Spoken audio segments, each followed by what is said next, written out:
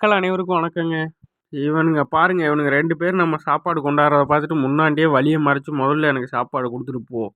அப்படின்னு சொல்லிட்டு இவனுங்க சாப்பாடு 2 பேரும் சாப்பாடு வாங்கி சாப்பிட்டாய்ங்கங்க. அது இல்லாம இப்ப நம்மளோட வளர்ச்சி புடிக்காமையா, நம்ம இந்த பிள்ளைங்களுக்கு செய்ற சேவையெல்லாம் பிடிக்காமையான்னு தெர்ல.